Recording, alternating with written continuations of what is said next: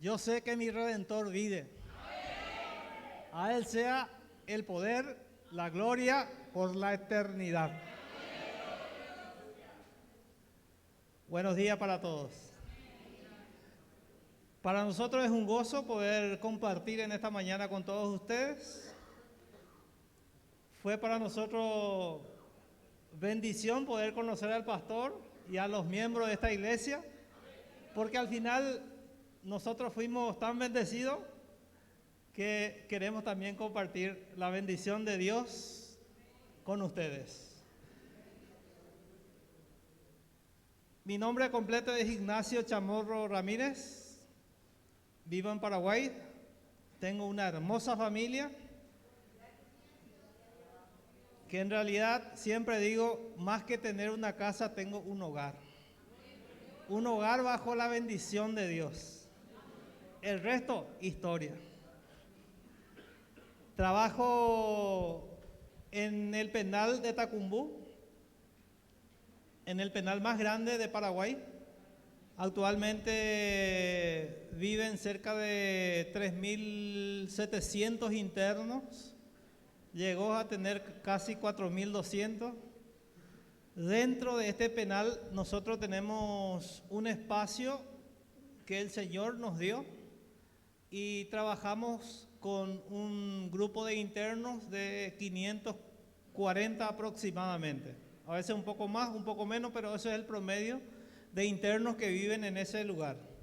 En ese lugar trabajamos con la palabra de Dios, tenemos culto, estudio bíblico, capacitaciones, seminarios, hay de todo un poco relacionado a la Biblia. Porque sin Dios no podemos construir algo que vale la pena dentro de un ambiente tan difícil y complicado como la cárcel. Pero a la vez Dios nos permitió profundizar en otras áreas. Trabajamos en alianza con el Ministerio de Educación de nuestro país. Entonces, al que no sabe leer y escribir, se le enseña a leer y escribir. Y por supuesto ahí seguramente ya más fácilmente pueden entender la voluntad de Dios para su vida a través de la palabra de Dios. A la vez también trabajamos con el tema laboral, para que ellos aprendan a trabajar. En una cárcel, por supuesto, no están los profesionales. Están personas que no han querido trabajar, que no tienen oficio y que de repente se han dedicado a perjudicar al prójimo. Entonces les enseñamos un oficio y aprendan a trabajar y ahí mismo aprenden y trabajan y se ganan la platita y pueden ayudar también a sus familias. Trabajamos también con las familias. Hacemos matrimonio. Justamente el sábado 2 de noviembre hubo un casamiento comunitario y ellos se comprometen y es un testimonio también dentro del penal y también al público en general, porque mucha gente participa en este tipo de eventos. Se trabaja también con los niños y otras áreas.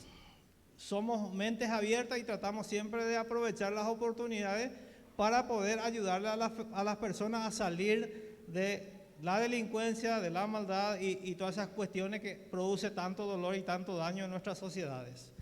Así que también ayudamos en otra cárcel, un poco retirado de Asunción, a unos 140 kilómetros de la capital. También hemos ido hace aproximadamente 6 años. No había absolutamente nada, era un grupito de personas que se reunían en un rinconcito. Hoy día viven 300 personas, más o menos similar al sistema que nosotros manejamos en Tacumbú. ¿Cómo es Dios de bueno? Y cómo Dios obra cuando hay voluntad y hay predisposición y la persona dice sí a Cristo, sí a su amor, uno empieza a también compartir el amor de Dios con otras personas. Bueno, permítame compartir algo más. ¿Por qué hago lo que hago? ¿Por qué hago lo que hago? No soy el único, somos un grupo de personas, pero como voy a compartir algo muy personal, hago lo que hago porque yo también estuve preso. Tengo 2 entradas en la cárcel. Y si me pregunta por qué, no fue porque me porté bien, me porté mal. De joven crecí en un ambiente donde no era cristiano. Mi familia no, ciertamente profesa una religión prácticamente normal en la sociedad nuestra en Latinoamérica, pero en casa no no orábamos por la comida, no orábamos en la noche, todo lo contrario, uno vivía un poco una vida como mejor le parecía. A los 19 años, después de haberme juntado con otras personas y empezar a perjudicar a otros, robar y compañía, caímos presos. 19 años en la cárcel. Era complicado, difícil. Una ocasión, voy a resumir porque el tiempo no da. En una ocasión, estando sentado en uno de los pabellones, mirando un poco pensativo, se acercan dos personas. Me hablan del amor de Dios. Poco o nada entendí de lo que me dijeron.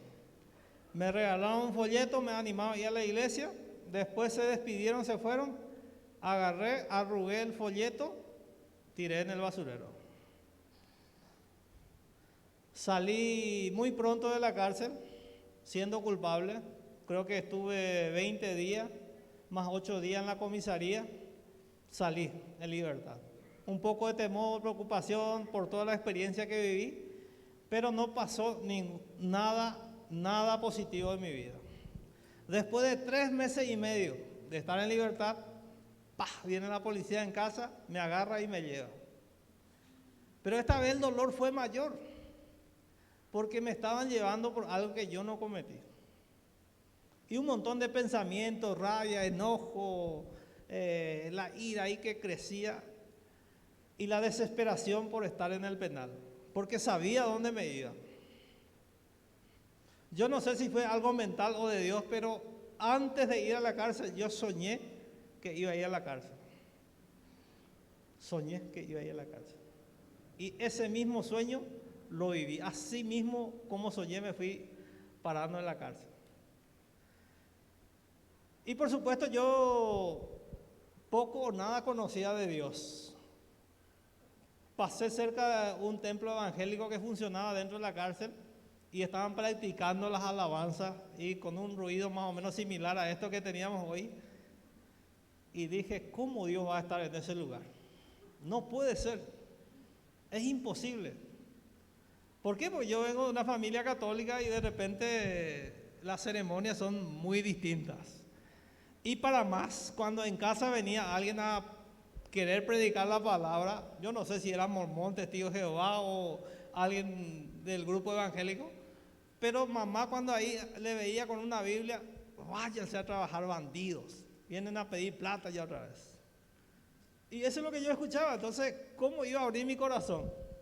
Hasta que conocí a un amigo dentro de la cárcel con quien hablábamos, tomamos tereré. Allá tereré es un refresco con un mate y compartíamos. Hasta que un día se vistió, se preparó. ¿Dónde te vas? Me voy a estudiar matemáticas, me dice. Y como no tenía nada que hacer, ¿te puedo acompañar? Vamos, me dice. Y nos fuimos, entramos en una celda donde otro interno estaba enseñando la Biblia. Pero supuestamente yo me iba a estudiar matemáticas y cuando empezó a hablar me pareció medio raro. ¿Qué pasa con esta gente? Y no le podía preguntar porque estábamos ahí en plena reunión y me quedé 1 hora. No entendí muchas cosas. Pero igual seguía viniendo porque el ambiente era distinto.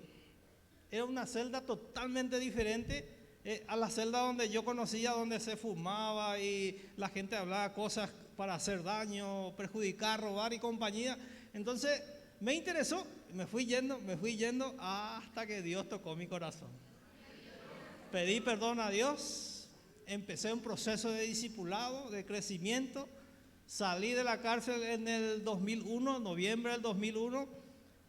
Fui al colegio para terminar mis estudios secundarios, lo terminé, me invitaron para entrar en la facultad de teología, lo acepté con mucho gusto, terminé la teología, soy licenciado en teología, fui contratado a trabajar en el ministerio carcelario y hoy día soy director del programa de reintegración social y tenemos acceso prácticamente en todas las cárceles y tenemos muy buena relación con todas las autoridades del gobierno.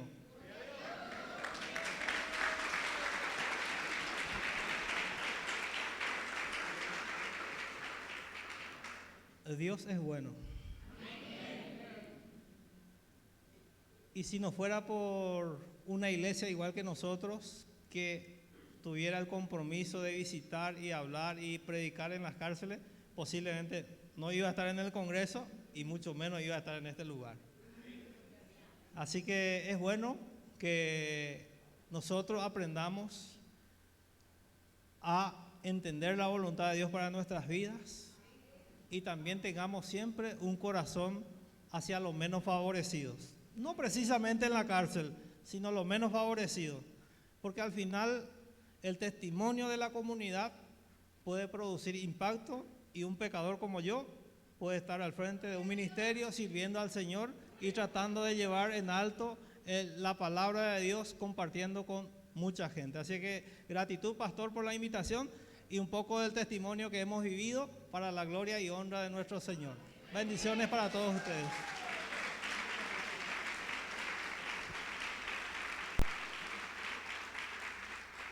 El pastor Fabián va a compartir la palabra con nosotros.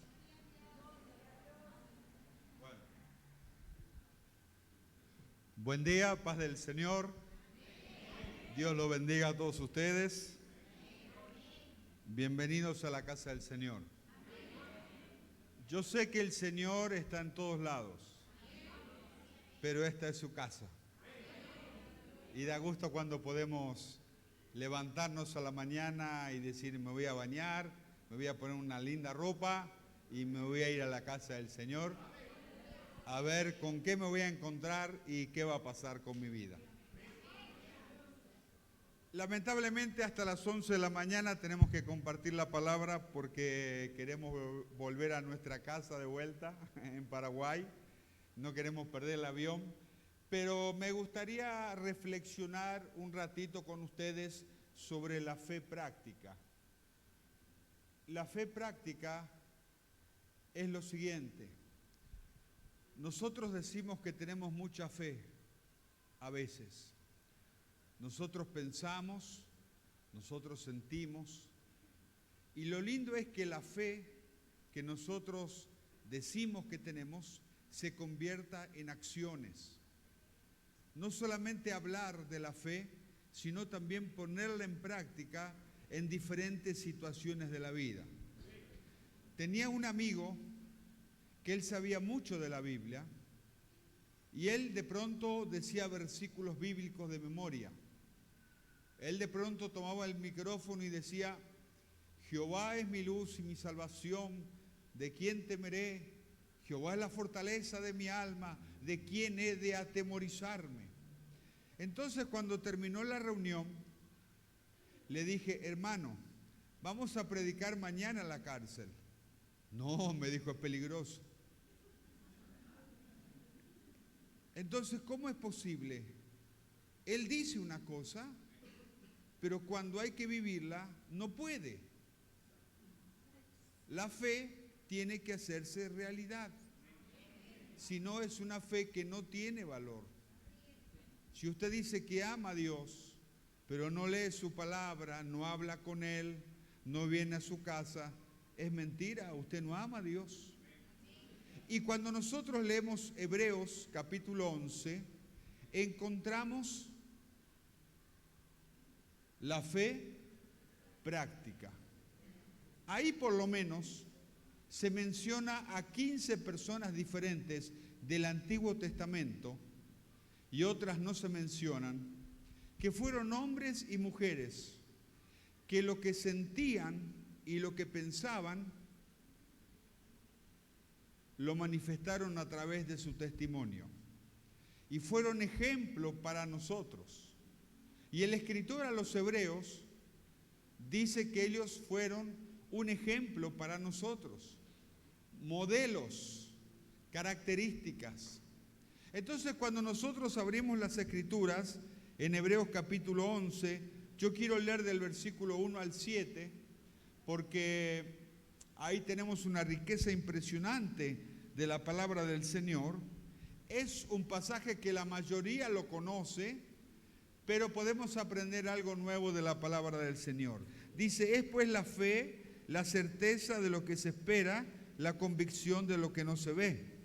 Porque por ella alcanzaron buen testimonio los antiguos. Por la fe entendemos haber sido constituido el universo por la palabra de Dios, de modo que lo que se ve fue hecho de lo que no se veía. Por la fe Abel ofreció a Dios más excelente sacrificio que Caín, por lo cual alcanzó testimonio de que era justo, dando Dios testimonio de sus ofrendas, y muerto aún habla por Elia. Por la fe Enoc fue traspuesto para no ver muerte y no fue hallado, porque lo traspuso Dios, y antes de que fuese traspuesto tuvo testimonio de haber agradado a Dios. Pero sin fe es imposible agradar a Dios, porque es necesario que el que se acerca a Dios crea que le hay y que es galardonador de los que le buscan. Por la fe Noé, cuando fue advertido por Dios acerca de cosas que aún no se veían, con temor preparó el arca en que su casa se salvase, y por esa fe condenó al mundo y fue hecho heredero de la justicia que viene por la fe. Amén.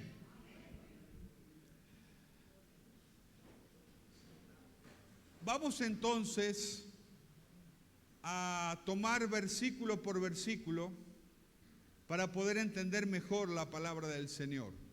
Encontramos en el versículo 1 la definición de la fe. Yo sé que su pastor y su equipo de trabajo le va a explicar cuando nosotros nos vayamos este versículo, le va a explicar qué es la fe, qué es la convicción de lo que no se ve, etcétera, etcétera. Pero un día, la maestra de escuela dominical le preguntó a sus alumnos: para ustedes, niños, ¿qué es la fe? Entonces una chiquita sacó una foto de su bolsillo y dijo: la fe es esto. Acá está papá, acá está mamá. Ellos se fueron a trabajar a España, porque acá en el país no hay mucho trabajo. Entonces yo todos los días le miro a papá y a mamá y digo: algún día yo les voy a volver a ver. Ellos van a volver al aeropuerto, les voy a poder besar, les voy a poder abrazar, les voy a pedir que me traigan un regalo. Yo tengo fe que algún día me voy a encontrar con ellos. Nosotros amamos a Jesús, nosotros leemos su palabra, nosotros le servimos de todo corazón, pero tenemos fe que algún día nos vamos a encontrar con Él. Porque la fe y la esperanza son primos. Tenemos esperanza de que algún día, en vida o en muerte, nos vamos a encontrar con nuestro Señor Jesucristo. Por eso amamos al Señor, por eso venimos a su casa, por eso le servimos, porque tenemos fe que algún día nos vamos a encontrar cara a cara con nuestro Salvador. El versículo 2 dice: por la fe alcanzaron buen testimonio. Ahí está. El versículo 1 habla de la fe y el versículo 2 habla del buen testimonio. La fe que tiene... ¿Cómo se llama usted, señor? Patrick. La fe que tiene Patrick, yo no la puedo ver. Yo no tengo algo para medir su fe. Yo no sé si él ama a Dios, si no lo ama. Yo no sé si quiere servir a Dios, no quiere servir a Dios. Yo no puedo medir eso, no puedo medir su fe. Pero sus acciones, lo que él hace día a día, me determina si tiene o no tiene fe. Y el testimonio de los antiguos, vamos a procurar ver alguno en esta mañana, nos determina que la fe la habían puesto en acción y hacían cosas muy buenas para el Señor. Por eso es bueno no solamente leer la Biblia, sino vivirla. Y a veces hay hermanos que quieren compartir la Biblia con otros, pero tienen tan mal testimonio que yo solamente le digo: lea la Biblia nada más, no la comparta con otros, porque se va a meter en problemas si usted lo hace, ¿no? Entonces nuestra fe tiene que estar accionándose a través de nuestro buen testimonio. Y el versículo 3 encontramos que se habla de la creación. Dice, por la fe entendemos haber sido constituido el universo por la palabra de Dios, de modo que lo que se ve fue hecho de lo que no se veía. Yo no estuve en la creación, vos tampoco, Patrick, ninguno de nosotros. Cuando abrimos la Biblia y leemos Génesis 1:1, encontramos que por la palabra de Dios se empezaron a crear todas las cosas y por la fe aceptamos que fue así. No necesitamos andar investigando, buscando en la ciencia, buscando algunas señales. La fe nos hace creer que por su palabra Dios creó todas las cosas y todo lo que existe fue creación de Él. Y vivimos en paz y vivimos seguros creyendo que Dios creó todas las cosas con su palabra. Y de pronto ahora nos encontramos con el primer personaje, porque dijimos que la fe tiene que ser movida a través de diferentes testimonios. Entonces, en el versículo 4, el primer personaje que el escritor a los hebreos nos pone como ejemplo es a Abel. Dice que por la fe Abel ofreció a Dios más excelente sacrificio que Caín, por lo cual alcanzó testimonio de que era justo, dando Dios testimonio de sus ofrendas, y muerto aún habla de ella. ¿Saben que la fe, según algunos estudiosos, y si usted busca en el diccionario, principalmente en un diccionario que se llama Scofield, o una Biblia que se llama Scofield, dice que la fe puede ser, en algunos casos, obediencia, en otros casos puede ser fidelidad, en otros casos puede ser creerle a Dios. ¿Sabe cómo se vio la fe de Abel? En la obediencia. La obediencia de Abel nos demuestra que era un hombre de fe. Vamos a la palabra del Señor en Génesis, el capítulo 4, del versículo 1 al 5. Ahí encontramos una señal clara de la obediencia de Abel. Dice, conoció Adán a su mujer Eva, la cual concibió y dio a luz a Caín y dijo, por voluntad de Jehová he adquirido varón. Después dio a luz a su hermano Abel, y Abel fue pastor de ovejas, y Caín fue labrador de la tierra. Y aconteció andando el tiempo que Caín trajo del fruto de la tierra una ofrenda a Jehová.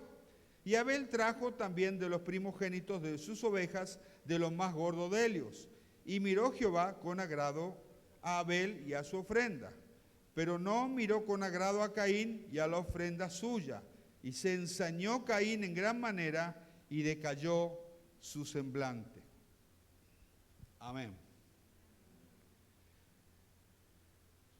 No sé si usted se dio cuenta que los primeros 5 libros de la Biblia los escribió Moisés.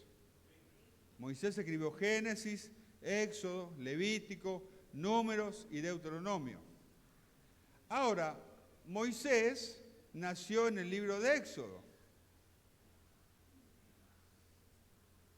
¿Cómo es que escribió Génesis si él todavía no estaba vivo? Antiguamente, en la época del Génesis, la transmisión de conocimientos no era escrito, era oral. O sea, el papá le contaba al hijo, el hijo le contaba al nieto, el nieto le contaba al bisnieto, y así juntó la información Moisés de sus antepasados que le iban contando las historias de la creación, del huerto del Edén, de Caín y Abel, etcétera, etcétera. Entonces un día Adán le dijo a Caín y Abel, hijos, si ustedes quieren agradar a Dios, tienen que hacer lo que Dios pide, no lo que su capricho y su cabeza les ordena. Cuando ustedes van a acercarse a Dios, le van a dar una ofrenda, tienen que traer una oveja. Y cuando traen una oveja, tiene que ser la mejor que hay. Porque cuando tu mamá y yo, le dijo Adán a sus hijos, cuando tu mamá y yo pecamos, Dios mató un animal, tapó nuestra desnudez y en un momento Dios nos dijo que algún día iba a venir alguien que iba a quitar el pecado del mundo y que sin derramamiento de sangre no había perdón. Así que cuando ustedes van a traerle una ofrenda a Dios, traigan una oveja. Abel la entendió. Abel fue obediente. Trajo una oveja, como correspondía. Caín era medio terco, medio caprichoso. Yo no sé si habrá en esta iglesia hermanos así. Nosotros tenemos unos cuantos. Pastoreamos 75 ovejas y 25% cabras. Pero es normal, ¿no? Es parte del proceso. Y algún caballo y alguna mula también, pero son los mínimos. Y Caín dice, ¿por qué yo tengo que traer una oveja? No, yo voy a traer de mi sacrificio, de mi sudor, del fruto de mi trabajo. Entonces trajo frutas y verduras para el Señor. Y Dios vio con agrado la ofrenda de Abel y con desagrado la ofrenda de Caín, a tal punto que Caín termina matando a su hermano. Pero esa no es la historia esta mañana. A lo que vamos es que la fe de Abel se transformó en obediencia.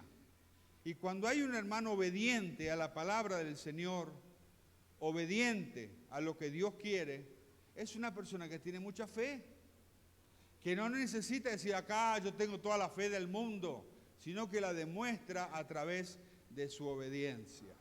Amén, ¿me van siguiendo? Muy bien. Después encontramos otro personaje en el versículo 5. A mí me gusta mucho este personaje. Por la fe Enoc fue traspuesto para no ver muerte y no fue aliado porque lo traspuso Dios y antes que fuese traspuesto tuvo testimonio de haber agradado a Dios. No lo tengo en el bosquejo, pero viene a mi mente. Un día me dijo una hermana de la iglesia, me dice, pastor, ¿usted podría visitar a mi esposo? Mi esposo no quiere saber nada de Jesús. Es un demonio mi esposo. Y bueno, le dije, no hay problema. Y un día me fui a la casa con mi esposa, con la cual hace 28 años que estamos casados. Me fui, hablé con el esposo que no conocía a Jesús. ¿Sabe quién era el demonio? La hermana. El marido era genial. Qué interesante, ¿verdad? A veces cuando usted pastor hace visitas pastorales, se lleva muchas sorpresas que a simple vista no parecen. Pero yendo detrás de estas cuatro paredes hay muchas cosas interesantes que nosotros podemos ver. Enoc, buen testimonio, 300 años. Vamos a leer la palabra del Señor también en Génesis. Génesis, capítulo 5, versículo 18 al 27, que dice así: vivió Jared 162 años y engendró a Enoc. Vivió Jared, después que engendró a Enoc, 800 años y engendró hijos e hijas. Fueron todos los días de Jared 962 años. ¡Wow! Y murió. Vivió Enoc 65 años y engendró a Matusalem. Caminó Enoc con Dios después que engendró a Matusalem 300 años y engendró hijos e hijas. Fueron todos los días de Enoc 365 años. Caminó pues Enoc con Dios y desapareció porque le llevó Dios. Vivió Matusalem, o sea el hijo de Enoc, 187 años y engendró a Lamec. Y vivió Matusalem después que engendró a Lamec 782 años y engendró hijos e hijas. y vivió en total 969 años y murió. El hombre que más vivió en la Biblia fue Matusalén, 969 años. Mire si uno tuviese suegra, 969 años. Pero la paciencia se forja a través de los momentos difíciles, ¿sí? Porque uno aprende muchas cosas cuando pasa momentos difíciles. Bueno, lo tenemos a Enoc. Su fe era la fidelidad. Él demostró fidelidad al Señor 300 años. La Biblia dice, sé fiel hasta la muerte y yo te daré la corona de la vida, ¿sí o no? Y es lindo ser fiel al Señor. Tarde o temprano, esa fidelidad tiene peso, tiene trayectoria, tiene valor. Y Enoc estaba casado, tenía su esposa, tenía sus hijos, caminó con el Señor 300 años. Y un día desapareció. Un día Dios se lo llevó. Y cuando la Biblia habla de caminar con Dios, no habla de que usted va adelante de Dios y le dice a Dios, vení, bendecí mis planes. Voy a abrir una empresa, voy a sacar una moto, voy a sacar un auto a pagar. Vení, bendecí mis planes, Dios. Tampoco cuando la Biblia habla de caminar con Dios, habla de que usted va atrás de Dios y que Dios lo va pateando y golpeando para que avance y se ubique en su voluntad. Cuando se habla de caminar con Dios, se habla de que uno camina al lado de Dios. ¿Vio como esas parejas que se aman, que van tomados de la mano caminando con Dios? Yo lo vi ayer. Ayer tuvimos la bendición que un hermano nos llevó a pasear a, ¿cómo se llama, pastor? Sí, a este lugar turístico, al centro histórico. Fuimos a visitar la tumba de un monseñor, creo. Después fuimos a la casa de gobierno que se abrió hace unos meses, espectacular. Y en la plaza había un montón de gente, pero vi un viejito y una viejita que iban tomados los dos de la mano. ¿Sí? Y eso dije, así habrá sido Enoc con Dios. Codo a codo, lado a lado, amigo a amigo. Y de golpe desapareció. No sé cómo es en El Salvador cuando desaparece alguna persona. En Paraguay enseguida sale en la televisión la foto, ha desaparecido el señor González con una remera roja, con un anteojo, con un vaquero azul, toma medicamentos, por favor, ese es el número de teléfono. Y mucha gente sale a buscar al señor González, ¿sí? Que se perdió por diferentes motivos. Yo creo que la esposa y los hijos de Enoc lo habrán salido a buscar, ¿no? Y dice, che, no vino papá, vamos a buscarlo, ¿dónde está? Empezaron a buscarlo, y Enoc desapareció. Pero la característica es que él fue fiel al Señor. Y tenemos que aprender a ser fieles al Señor. A veces las cosas nos van a ir muy bien, a veces las cosas nos van a ir muy mal.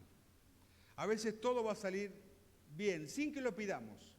Y a veces, aunque pidamos y oremos y ayunemos y hagamos lo que hagamos, no van a salir las cosas. Pero ser fiel al Señor, eso es muy importante, la fidelidad. ¿Y sabe qué? Algún día nosotros también vamos a desaparecer. Algún día Jesús nos va a venir a buscar. Entonces de pronto, ¿usted cómo se llama, Señor? Entonces, los vecinos de Hugo le buscaron y Hugo desapareció. Y todos aquel que Hugo le debía plata lo buscaban también y Hugo desapareció. Se fue. Sé fiel hasta la muerte y yo te daré la corona de la vida. Yo conocí al Señor en el año 76 y fue lo mejor que me pudo haber pasado en la vida, conocer al Señor. Y no lo quiero dejar. Y más a esta altura, ya tengo 55 años Y bueno, ya estamos encarando para la eternidad, ¿verdad? Creo que a todos nos pasa a los mayores. Entonces comprendemos la palabra, qué lindo, que la fe se disfraza o se acciona, por ejemplo, en Abel a través de la obediencia, en Enoc a través de la fidelidad, y podemos mirar varios personajes más. Podemos mirar, por ejemplo, el último personaje que hemos leído, que es Noé. Es un caso interesante el de Noé, porque cuando nosotros leemos el libro de Génesis, capítulo 6, versículos 8 y 9, dice el versículo 8 y 9, pero Noé halló gracia ante los ojos de Jehová. Estas son las generaciones de Noé. Noé, varón justo, era perfecto en sus generaciones, y con Dios caminó Noé. Y con Dios caminó Noé. Y el versículo 22 dice, y así hizo Noé, hizo conforme a todo lo que Dios le mandó. La fe en Noé se disfrazó a través de creer. Noé le creyó a Dios. Un día Dios habló con Noé y le dijo, mira Noé, yo voy a destruir toda la tierra, pero te amo tanto a vos y a tu familia, a tu esposa y a tus hijos y a tus nueras, que no quiero que mueran. Quiero que hagas un arca. Y Noé entró en crisis. Primero, cómo comunicarle a su familia lo que Dios le había dicho. Porque a veces Dios nos dice algo y no sabemos cómo comunicarle a nuestra familia lo que Dios nos ha dicho. Y segundo, nunca había llovido sobre la tierra. Según la Biblia, salía un vapor que regaba la tierra. Nunca había habido nubes, lluvias, truenos, relámpagos. Iba a ser la primera vez.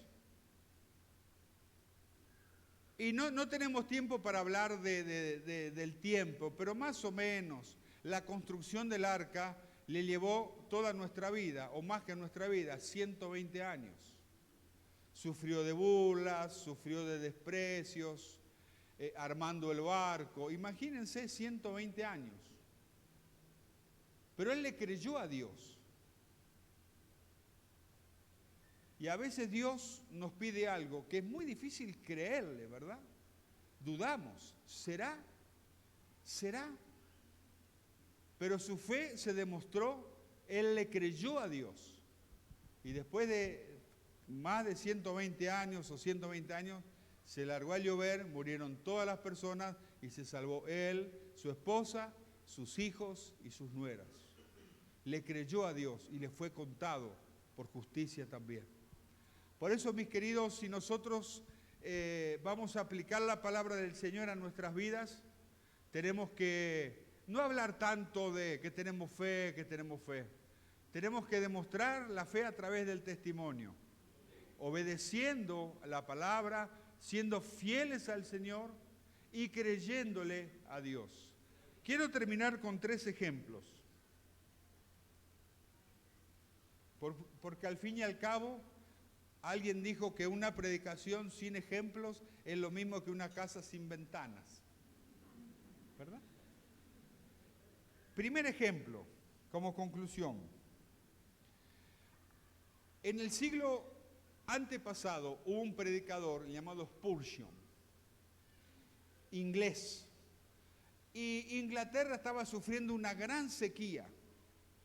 Por meses no llovía. Entonces él convocó a los hermanos de la iglesia a orar para que Dios haga un milagro y mande lluvia. Dijo, el domingo nos juntamos todos en la casa de Dios y vamos a orar para que llueva. Y vinieron todos los hermanos. Y él lo miró a los hermanos y le dijo, ustedes vinieron a orar para que Dios haga llover. Amén, dijeron todos. Pero no vamos a orar. ¿Y por qué? Dijeron los hermanos.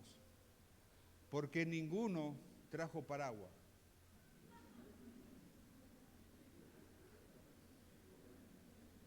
¿Entiende? él estaba seguro que mientras estaban en la reunión e iban a orar, iba a empezar a llover y los hermanos se iban a mojar. Pero a ellos ni se les pasó por la cabeza traer un paraguas, porque no tenían fe. No creían que Dios podía hacer el milagro en el momento, lo podía hacer la semana que viene, el mes que viene, el año que viene, pero no en ese momento. La fe tiene que ser práctica.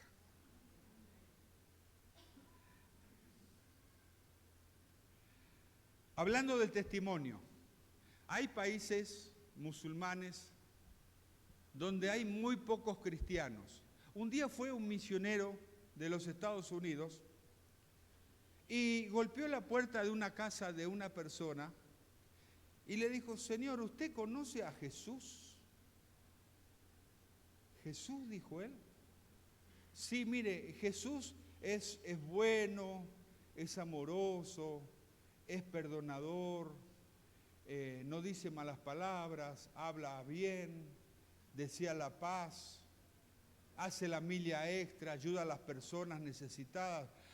Ah, sí, Jesús vive acá a la vuelta.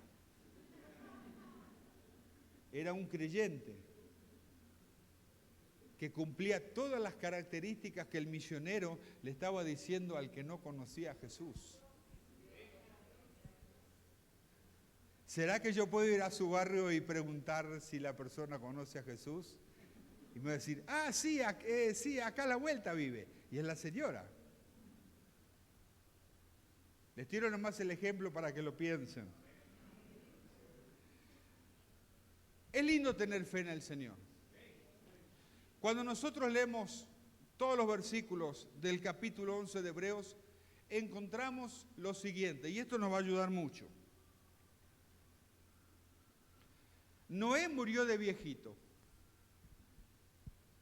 Noé sirvió al Señor, después, muchos años más, y cuando llegó su edad, murió de viejito. Muchos de nosotros vamos a morir de viejitos o de viejitas. Pero otros, cuando venga Jesús, se van a ir al cielo. Enoc caminó con Dios y Dios se lo llevó. O sea, de pronto, si hoy viene Jesús, por ahí unos cuantos se van a quedar. ¿Qué vamos a hacer? O sea que algunos, si viene Jesús, se va a ir al cielo. Pero otros van a morir antes de que venga Jesús y no van a llegar a viejitos. Y también está en Hebreos capítulo 11. Por ejemplo, se habla en un momento y dice: por la fe hay personas que fueron aserradas. Acá se dice aserrado, ok. Aserrar es cortar, ¿no? Con el serrucho. Porque una vez dije una palabra y era mala en ese país. Entonces hay que cuidarse, ¿no? Isaías es conocido como el quinto evangelista. Mateo, Marcos, Lucas y Juan. Isaías fue el profeta que más habló de Jesús, de su nacimiento, de su vida, de su muerte y de su reinado. Isaías fue cortado por el medio. Isaías fue aserrado. Un rey malvado llamado Manasés le molestaba a Isaías y un día lo puso en una carpintería y lo cortaron y lo descuartizaron. Tenía mucha fe. Dios no se lo llevó ni llegó a viejito. Dio la vida por el Señor. Pero ¿cuál es mi deseo, queridos? Pongamos nuestra fe en práctica. Y vamos a ser parte de estos hombres y mujeres de Hebreos capítulo 11. Que Dios diga: wow, admiro la fe de Fabián. Uno más, me viene a la mente, pero le voy a contar uno más. Este pasó en nuestra iglesia, por ahí a alguno le va a venir bien.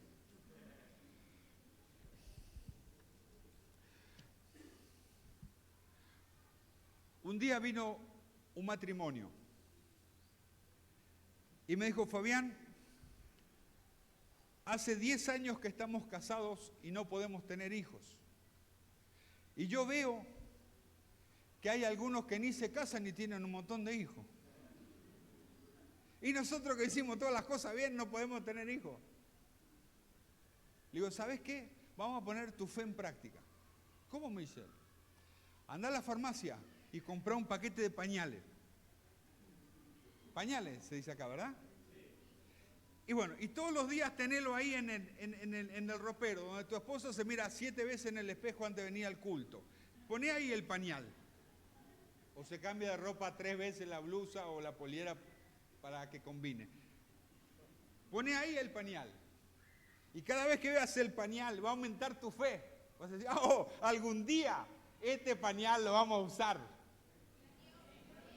Pasaron como 3 años. Y un día vino la hermana. Buena, ¿qué tal? ¿Cómo le va? Entonces esa es la idea. Nuestra fe se tiene que ver en la práctica. Pastor, gracias por recibirme.